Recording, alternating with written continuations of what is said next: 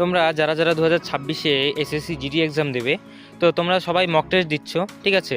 তো কথাটা ভালো মতন শুনে যাও, খুব হেল্পফুল হবে। তো তোমরা সবাই তো মক টেস্ট দিচ্ছ, তো মক টেস্টটা আমি তোমাদের সাজেস্ট করবো একটি মক টেস্ট বা একবার, ঠিক আছে, জাস্ট একবার তোমরা কম্পিউটারে মক টেস্ট দিয়ে দেখো, ঠিক আছে? মানে কম্পিউটারে এক্সাম ফিলটা নাও কেমন হতে চলেছে। যারা প্রথমবার এক্সাম দিচ্ছ বা যারা প্রথমবার এক্সাম দিবে, তারা হঠাৎ করে এক্সামের কম্পিউটার হলে বা কম্পিউটারের সামনে বসলে কিন্তু কিছু পারবে না। তো এর কথাটা শুধুমাত্র তাদের জন্যই যারা এক্সামে মানে অলরেডি কম্পিউটারে অত একটা হ্যাবিট বা অভ্যাস তাদের নেই, ঠিক আছে? মাউস কন্ট্রোল করতে পারে না, ঠিক আছে? এটা লজ্জার বিষয় না, এটা জানার বিষয়। সেটা তোমাদেরকে কন্ট্রোল করা শিখতে হবে, কারণ এটা যদি কন্ট্রোল না করতে পারো অনেক কিছু ভুলভ্রান্তি হয়ে যেতে পারে এবং একটা ক্লিক করতে গিয়ে অন্যটা ক্লিক হয়ে যেতে পারে। তো সেই জন্য তোমাদের বন্ধুর কম্পিউটার হোক, কোনো সাইবার ক্যাফে হোক বা কোথাও হোক, একবার গিয়ে কম্পিউটারের মাউস পয়েন্টিংটা ভালো মতন শেখো, ঠিক আছে? এবং একবার সেখানে গিয়ে একবার মক টেস্ট দাও।